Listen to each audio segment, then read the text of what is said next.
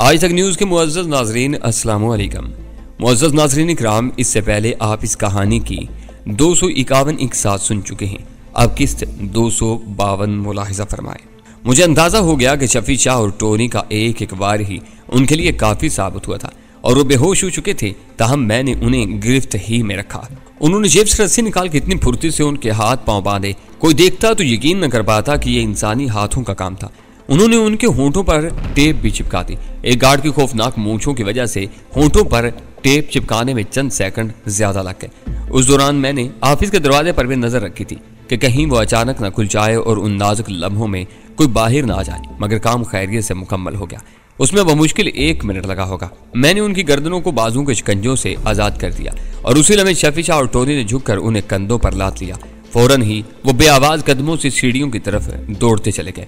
मैं दीवार से टेक लगाकर खड़ा हो गया। मेरा हाथ बगली होल्स्टर पर और नजर ऑफिस के दरवाजे पर थी, लेकिन मजीद चंद सेकंड भी खैरियत ही रही और उस दौरान शफी शाह और टोनी उन दोनों गार्ड्स को छत पर लिटाकर वापस आ गए। वो अपना कोट और टाई वगैरह ठीक करते हुए आ रहे थे, जिन पर सिर्फ चंद शिकने आई थी, लेकिन मजमूई तौर पर हुलिये में कोई फर्क महसूस नहीं किया जा सकता था। अब वो आराम से कुछ देर धूप सेंकेंगे। शफी शाह नीची आवाज में बोला, और उनकी गन्ने? मैंने सरगोशी में पूछा। वो हमने पानी की टंकी की आड़ में खड़ी कर रखी है, हमें उनकी जरूरत नहीं, उसने जवाब दिया। हमने हाथ झाड़े और एक बार फिर होंठों पर नहायत खलीक और अमन पसंदाना सी मुस्कुराहट सजाकर नफीस कारोबारी लोगों की तरह चलते हुए दरवाजा खोलकर अंदर जा पहुंचे। खनक फिजा, दूधिया रोशनी और दिलफरीब खुशबू ने हमारे इस्तकबाल किया। दरवाजे ने एक नहायत खफीफ और मुतरन्नम सी घंटी सी गोया हमारी आमद का ऐलान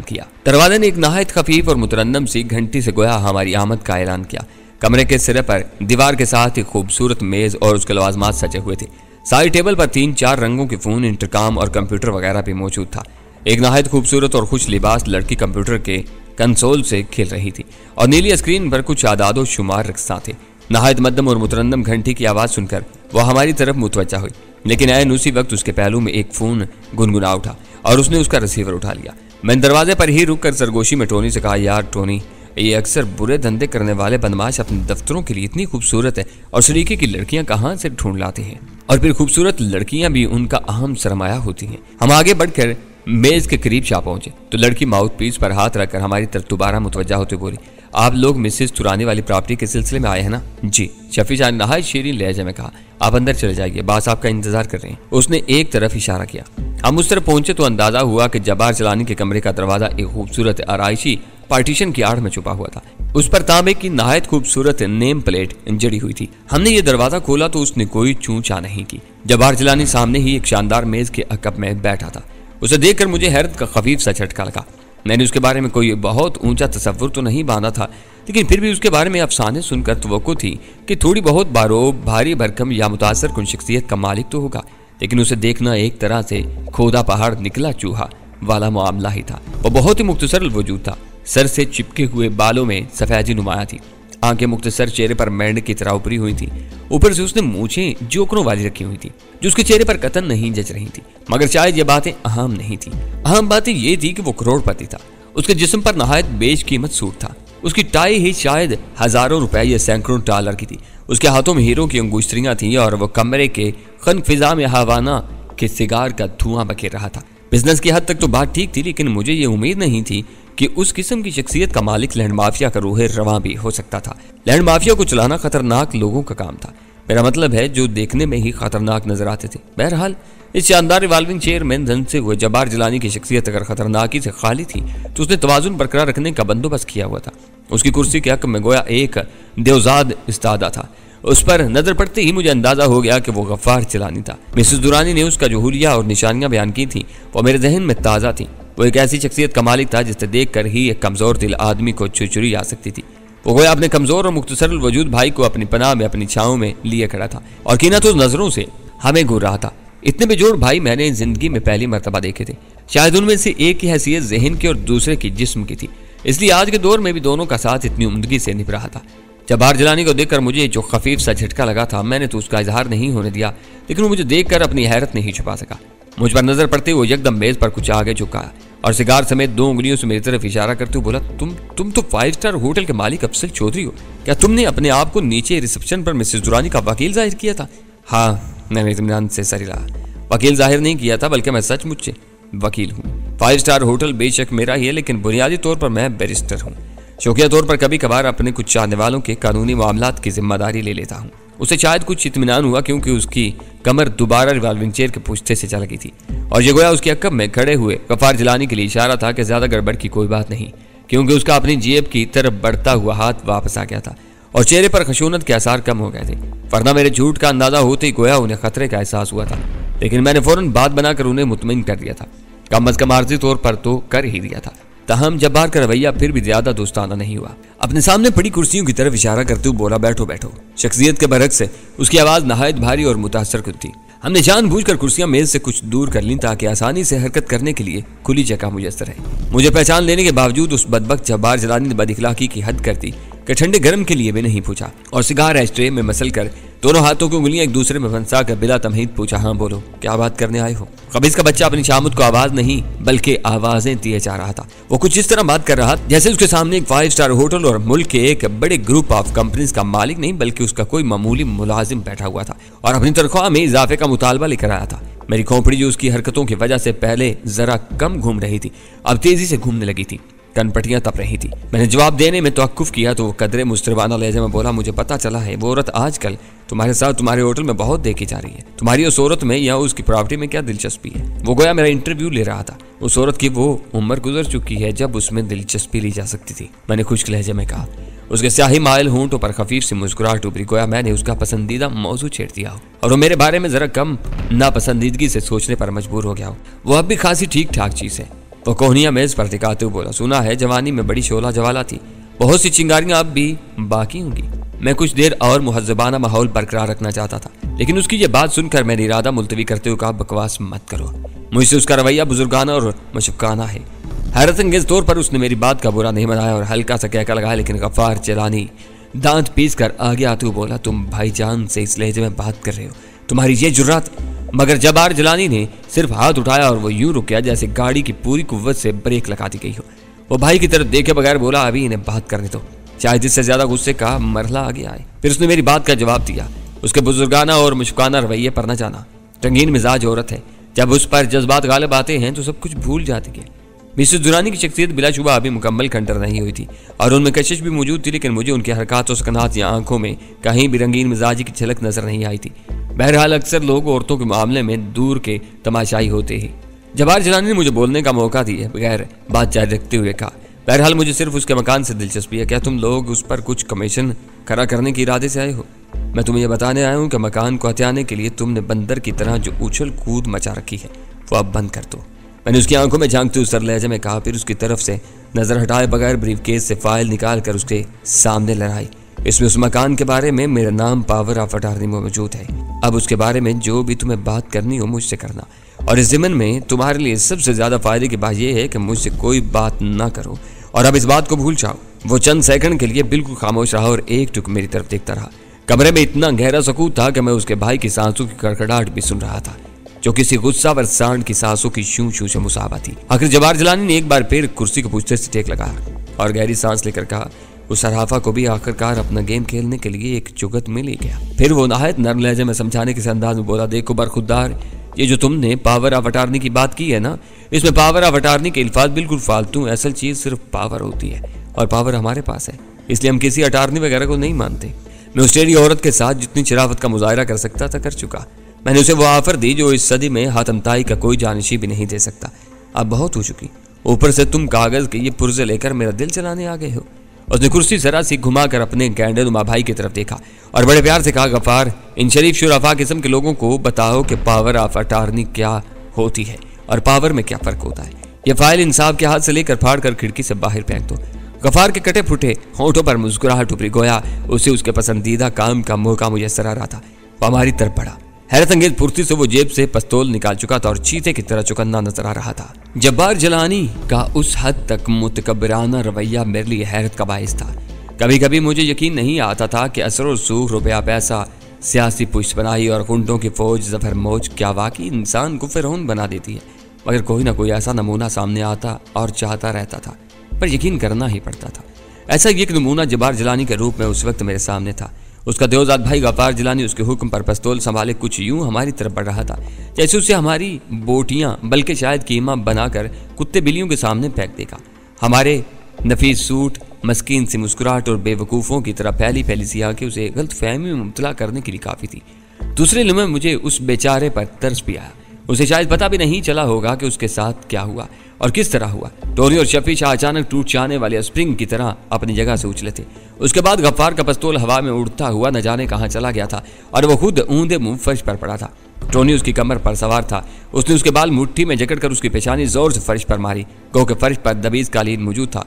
उसके बावजूद धमक से अंदाजा लगाना मुश्किल नहीं था कि गफ्फार की तरबूज नुमा खोपड़ी पर क्या असरात मुरतब हुए होंगे। गफ्फार गो के टोनी और शफी शाह के मुकाबले में नहायत ग्रांडियल और खतरनाक नजर आता था, लेकिन उस वक्त पलक झपकने में टोनी ने उसे यूं दबोच लिया था जैसे बिल्ली चूजे को दबोचती है। यह दूसरी बात थी कि यह बिल्ली जिसामत में चूहे से छोटी थी, अलबत्ता कद में उसके बराबर थी। टोनी ने जिस तरह उसका सर फर्श से टकराया था, मुझे अंदेशा महसूस हुआ कि शायद उसकी धमक ग्राउंड फ्लोर तक गई हो। उसकी जिस्मानी साख बताती थी कि उसका सर लोहे के गोले की तरह मजबूत होगा, लेकिन पेशानी के साथ शायद उसकी नाक भी फर्श से टकराई थी और पिचक गई थी। रही सही कसर शफी शाह ने पूरी कर दी। वो गफ्फार को ऊंधे मुंह फर्श पर गिराने के सिलसिले में तो अपना काम दिखा ही चुका था। अब उसने झुककर उसकी दोनों टांगों पर बैक वक्त यूं खोद से रसीद किए जैसे किसी बड़े से तरबूज को पिचकाने की कोशिश कर रहा हो।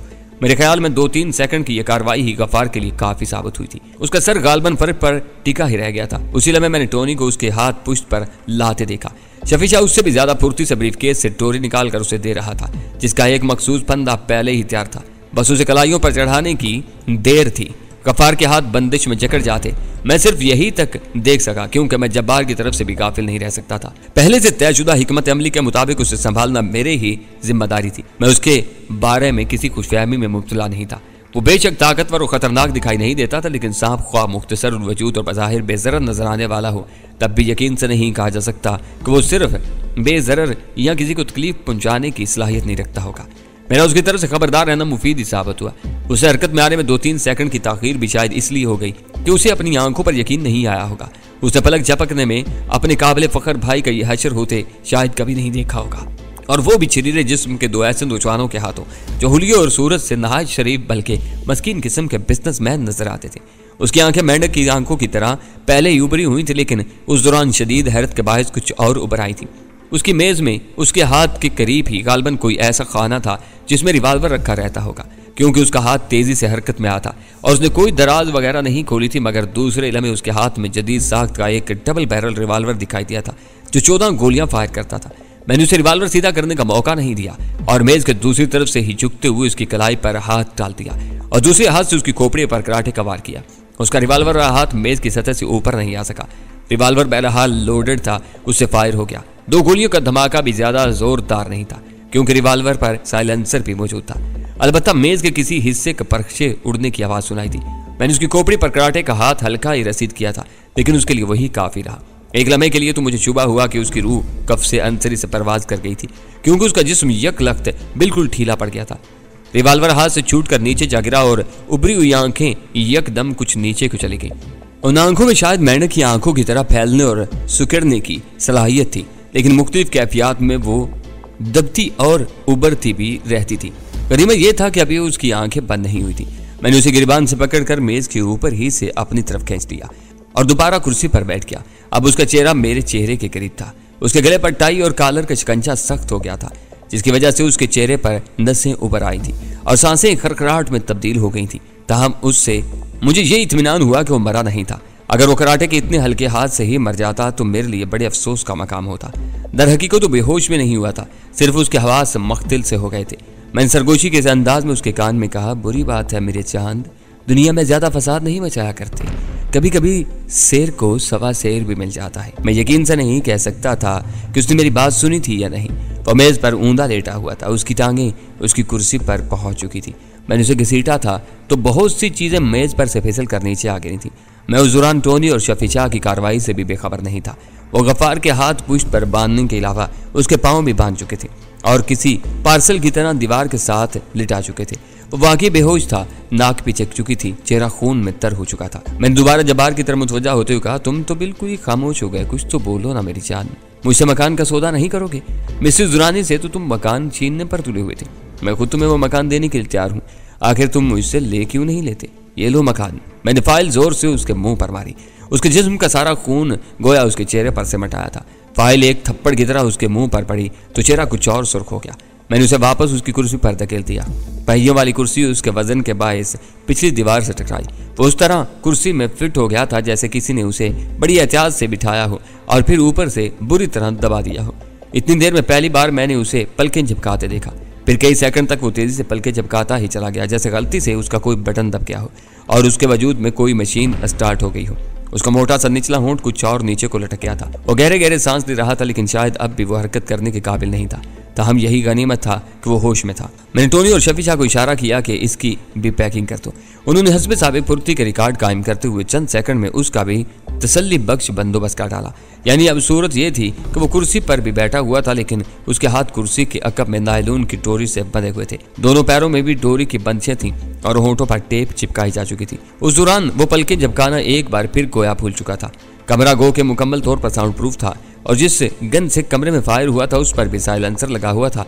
लेकिन जब्बार की सेक्रेटरी बहरहाल मुलहका कमरे में ही बैठी थी। 1 मिनट से भी कम वक्त में कमरे में जो तमाचुकड़ी मच चुकी थी वो उसे तशवीश में मुबतला करने के लिए काफ़ी थी। हमारी मशाकी महारत और एहतियात के बायस उस साउंड प्रूफ कमरे से शायद बहुत ही मध्यम सी आवाज़ें सेक्रेटरी तक पहुंची होंगी, लेकिन बहरहाल वो तजस्सुस से मजबूर होकर या फिर अपने इत्मीनान के लिए कमरे में झांकने चली आई थी। हमने जानबूझकर दरवाज़ा अंदर से गैर मकफिल कर दिया था। मुझे पहले ही अंदेशा था कि वो अंदर झांकने की कोशिश करेगी और अगर उसे दरवाज़ा मकफिल मिला तो बाहर से बाहर कोई कार्रवाई कर सकती थी और किसी मुमकिन गड़बड़ की इतला निचले फ्लोर पर दूसरों तक भी पहुंचा सकती थी। उससे बेहतर था कि उसे अंदर आने दिया जाए। दरवाजे की नाव घूमने की खफीफ सी क्लिक की आवाज़ सुनते ही शफी शाह दरवाजे के करीब दीवार से जा चिपका था। यूं ही सेक्रेटरी का खूबसूरत सर दरवाजे से अंदर आया। शफी शाह का हाथ एक मशीनी कुल्हाड़ी की तरह नीचे आया और दूसरे इलम में सेक्रेटरी ऊंधे मुंह कमरे के वस्त में पड़ी थी। उसके मुंह से खफीफ सी आवाज़ भी नहीं निकली थी और ना ही उसने अपनी जगह से हरकत की। शफी शाह ने दरवाज़ा आहिस्ते से बंद कर दिया और बटन दबाकर मकफिल कर दिया। सेक्रेटरी को शायद ये भी देखने की मोहलत नहीं मिली थी कि अंदर क्या हो रहा था। तो मैं सिन्फ नाजुक का तो कुछ लिहाज करना चाहिए। मैंने कहा, सर इस नाजुक सूरत हाल में सिन्फ नाजुक का लिहाज कैसे किया जा सकता है? शफी शाह धीमे लहजे में बोला। अभी ये गला फाड़ कर चीखने लगती तो नज़ाकत का सारा तसव्वुर पाश पाश हो जाता। तभी शायद हमें इसके साथ यही सलूक करना पड़ता। जब बार जलानी अपनी कुर्सी पर बैठा गोया जागती आंखों से कोई भयानक ख्वाब देख रहा था और न जाने क्यों उस वक्त बेहद मज़हक का खेज लग रहा था। चंद मिनट पहले तक शायद वो ये तसव्वुर करने के लिए भी तैयार न होता कि उसके अपने ऑफिस में उसके साथ ये सब कुछ हो सकता था। मैंने मेज पर उसके मुकाबले बैठते हुए कहा, तुमने देखा जब बार जलानी कभी हालात अचानक किस तरह पलटा खा जाते हैं। पलक झपकने में क्या से क्या हो गया है। बहरहाल तुम्हें अब भी हालात से दिल बर्दाश्ता होने की जरूरत नहीं। यूँ समझो तुम्हारे दिल की मुराद पूरी हो गई है। मिसेस दुरानी तो तुम्हें मकान देने के लिए तैयार नहीं थी, लेकिन मैं वही मकान तुम्हें देने के लिए तैयार हूँ। तुम कुछ सोतेबाजी तो करो। ये देखो ना, पावर ऑफ अटार्नी भी मेरे पास है और पावर भी। ये महज तुम्हारे खुशफहमी थी कि पावर सिर्फ तुम्हारे पास है। वो बिल्ली के खरखराने के से अंदाज में सांस ले रहा था। मैंने फाइल उसके सामने लहराई तो वो अपनी जगह पर कुछ सुकड़ सा गया। शायद उसे अंदेशा महसूस हुआ था कि मैं फाइल फिर उसके मुंह पर रसीद करूंगा। फाइल जोर से मारी जाए तो महज एक फाइल भी थप्पड़ से ज्यादा तकलीफ दे होती है। मैं हंस दिया और फाइल उसके चेहरे के करीब ले गया। वो अपना चेहरा इधर उधर हटाने की कोशिश करने लगा। बंदिशों की वजह से वो कुर्सी के साथ तो तकरीबन जुड़ा हुआ था, इधर उधर नहीं हो सकता था। उसका चेहरा पसीने में तर था। उसे शायद कभी सोचा भी नहीं था कि जिंदगी में कभी उसे ऐसी बेबसी का सामना भी करना पड़ेगा। कोई यूं उसके साथ चूहे बिल्ली का सा खेल खेलेगा। ओहो, तुम्हें तो पसीना आ रहा है, मैंने तुरंत अमेज अंदाज में कहा और फाइल से उसे पंखा झीलने लगा। तुम्हें तो इस फाइल से बहुत ठंडी ठंडी और मुअत्तर हवाएं आनी चाहिए, क्योंकि इसकी वजह से तुम्हें वो मकान मिल सकता है जिसे हासिल करने के लिए तुम मरे जा रहे थे, मगर तुम अब उसकी कोई कीमत ही नहीं लगा रहे। फिर मैंने गोया चौंकते हुए कहा, ओह माफ करना, मैं तो भूल ही गया था कि तुम तो बोल ही नहीं सकते। तुम्हारे तो मुंह पर टेप चिपकी हुई है। खैर छोड़ो इन फजूल बातों को, फिलहाल काम की बात सुनो। हम इस गैंडे को अपने साथ ले जा रहे हैं जो इत्तेफाक से तुम्हारा भाई वाक़ हुआ है। तुम इसकी बाजियाबी के लिए अपना गुंडा फोर्स, अपना असर रसूख या कोई भी और जरिया जो तुम इस्तेमाल करना चाहो कर लेना। तुम्हारे दिल में कोई हसरत नहीं रहनी चाहिए। इसके बाद शायद तुम्हें अपनी जिंदगी की सबसे बड़ी हैरत का सामना करना पड़े। तुम देखोगे कि तुम्हारा ही गुंडा फोर्स, तुम्हारा असर रसूख या कोई भी और जरिया तुम्हें तुम्हारा भाई वापस नहीं दिला सकेगा। मैं गहरी सांस लेकर एक लम्हे के लिए खामोश हुआ। मुझे यकीन था कि अब उसके हवास उस हद तक जरूर काम कर रहे थे कि मेरे अल्फाज उसके जहन पर नक्श होते जा रहे थे, क्योंकि उसकी आंखें कुछ और उभर आई थी। उन उभरी हुई आंखों में आंखें डालकर मैंने सर्द और सफाक लहजे में कहा, तुम्हारा भाई तुम्हें सिर्फ इस सूरत में वापस मिलेगा जब तुम कोई मोतबर से जमानत दोगे कि तुमने मिसेस दुरानी के मकान का ख्याल दिल से निकाल दिया है और अब तुम इस सिलसिले में उन्हें हरगिज तंग नहीं करोगे। तुम्हारे आदमी कभी आंख उठाकर भी उसकी तरफ नहीं देखेंगे। समझ गया ना मेरी जान? उसने कोई रद्द अमल जाहिर नहीं किया। उसी तरह उभरी हुई वहशत ज़्यादा सी आंखों से मेरी तरफ देखता रहा। एक लम्हे की तवक्कुफ से मैंने कहा, अगर नहीं समझे हो तो हमारे पास समझाने के इससे भी ज़्यादा मुअस्सर और कारगर बहुत से तरीके मौजूद हैं, लेकिन हम दर्जा ब दर्जा आगे बढ़ते हैं। ये पहला दर्जा है। अक्लमंद लोग पहले ही दर्जे पर समझ जाते हैं। अहमक लोग हमें आखिरी दर्जे तक जाने पर मजबूर कर देते हैं, जहां से उनकी वापसी मुमकिन नहीं होती। उम्मीद है तुम्हें मेरी बात समझ आ रही होगी। वो दूसरी दुनिया की तरफ सुधार जाते हैं, बस मुझे इतना ही कहना था। मैं उसकी मेज से उठ खड़ा हुआ। फिर मैंने फाइल से उसके चेहरे को थपथपाया और उसकी तरफ झुकते हुए एक एक लफ्ज पर जोर देते हुए कहा, हमारे जाने के बाद जब कोई आकर तुम्हें इस मुसीबत से निजात दिलाते तो आराम और सुकून से बैठकर मेरी बातों पर गौर जरूर करना, और कोई भी कदम उठाने से पहले बहुत अच्छी तरह सोच समझ लेना। तुम्हारी किसी गलती के नतीजे में इस गैंडे की लाश किसी गंदे नाले में भी डाली जा सकती है। उसकी आंखों में उम्मीद की मुहिम सी किरण लहराई। शायद वो सोच रहा था कि हम उसके बेहोश भाई को लेकर इमारत से बाहर नहीं जा सकेंगे। इमारत में आने और बाहर जाने का एक ही रास्ता था, लिफ्ट या सीढ़ियां, किसी भी जरिए से नीचे जाने की सूरत में हमें बहरहाल रिसेप्शन के सामने से गुजरना पड़ता, जहां अक्सर बहुत से लोग मौजूद रहते थे और शीशे की दीवार से ग्राउंड फ्लोर के दफातर का मंजर भी दिखाई देता था। अगर वहां से 3 आदमी बेहोश गफ्फार जिलानी को उठाए गुजरते तो यकीनन एक हंगामा बर्पा हो जाता। जब्बार को नहीं मालूम था कि हम बेशक उजलत में यहाँ आए थे, लेकिन उन पहलुओं के बारे में सोचना नहीं भूले थे। मैंने अपने साथियों को इशारा किया। अकेले शफीशा ने गफ्फार को कंधे पर उठा लिया। मैं गफ्फार को महज इस्तिजाइया तौर पर गैंडा नहीं कह रहा था, वो वाकई मजबूती और वजन में किसी गैंडे से कम नहीं था। बेहोशी की हालत में इंसान का वजन और भी ज्यादा महसूस होता है, लेकिन शफीशा के अंदाज से कतन जाहिर नहीं हुआ था कि उसे गफ्फार को उठाने में कोई दुश्वारी पेश आई थी। जब्बार जिलानी के लिए शायद ये एक और नाकाबिले यकीन नजारा था। उसकी नजर शफीशा पर जम कर रह गई थी। मैंने उसकी तरफ झुकते हुए अलविदाई अंदाज में कहा, जब तुम्हारा ताफुन सदा ज़हन हकायक को कबूल कर ले और तुम पुरसकून पुरअमन अंदाज में अपने भाई को वापस करने का फैसला कर लो तो मुझे फ़ोन कर देना। मेरे फ़ोन नंबर डायरेक्टरी में मौजूद है। मैं ना तो शहर छोड़कर भागूंगा और ना ही कहीं छुपा हूँगा। मैं बाकायदगी से अपने ऑफिस में पाया जाऊँगा और तुम आसानी से मुझसे रब्ता कर सकोगे, लेकिन सिर्फ उस वक्त मुझसे बात करना जब तुम में रत्ती तो रत्ती इंसानियत वापस आ चुकी होगी। खुदा हाफिज।